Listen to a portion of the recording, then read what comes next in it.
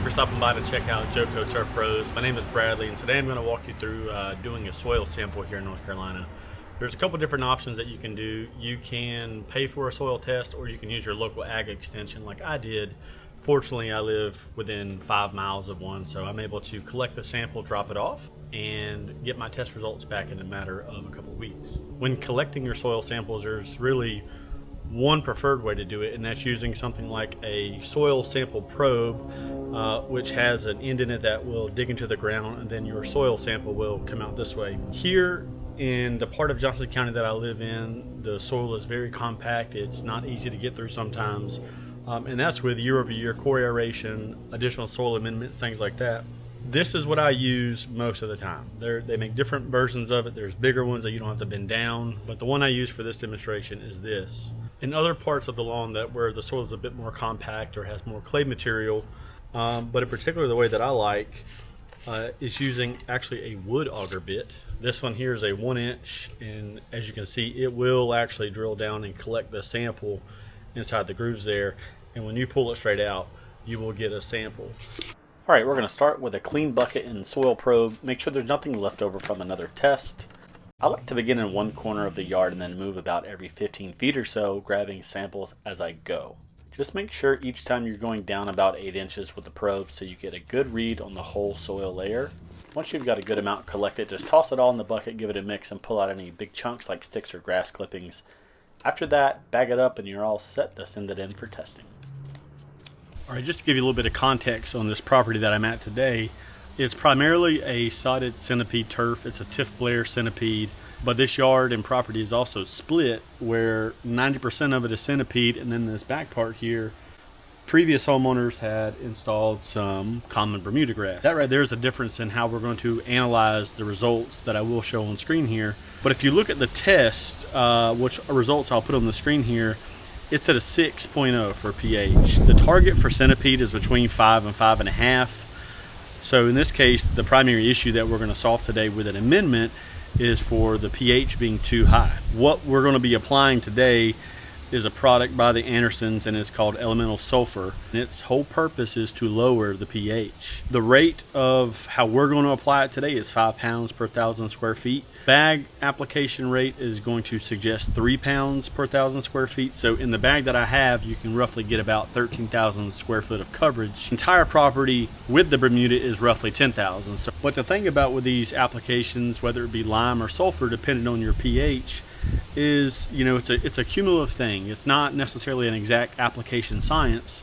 A lot of companies around here that do turf maintenance and turf programs, they build in a winter application which usually focuses on lime. Is before I ever apply anything to their property, I do a soil test for them to the local ag extension. That way we have a baseline to show where we're starting, and then when we do another sample in the following year, we can kind of get more fine-tuned with our applications. The problem for this property for the last 3 years that has been the case, there was another turf management company that was treating this property with lime. Every single December they were throwing out lime. The problem is, as the soil test shows you, this property doesn't need lime. It's got too much pH as it is. So what we're going to do, we come in, we're analyzing the results and see that we need to apply sulfur to lower that pH. After we get this sulfur applied to the turf, we're going to water it in. You may be asking why we're so specific about applying sulfur over lime, and as I said before, the pH in this turf is too high. Centipede, of all the warm season turfs, is very sensitive. It doesn't like a lot of treatment. It doesn't like a lot of nitrogen. It's very sensitive to how it uptakes nutrients to provide for your lawn. Centipede here in this area is more of a bright lime green than it's going to be a dark green. It's not preferable, but the thing that really helps that is when you are applying fertilizer, you can get a little bit darker color, but if your Centipede is resistive to the program or application that you're putting down, it could be because of the pH. At a higher pH, the iron and manganese become less available to the plant. So that will lead to iron chlorosis, and the grass turns more yellow, especially between the leaf veins.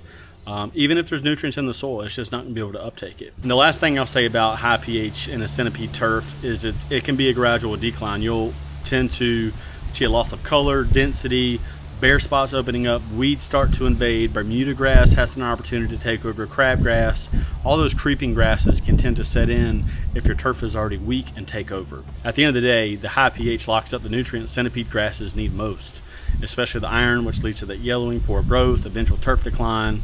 Here's what we're going to do. We're going to go ahead and apply, and I'm going to show you the product that we're going to use. We're going to use our Earthway 2150 spreader. This application shouldn't take very long, but we're going to get it applied and watered in. So this is the product that we're going to rock with today. It's by the Anderson. It's an elemental sulfur designed to bring the pH down. So on this product, it goes over everything. It says for Earthway broadcast a 14.5.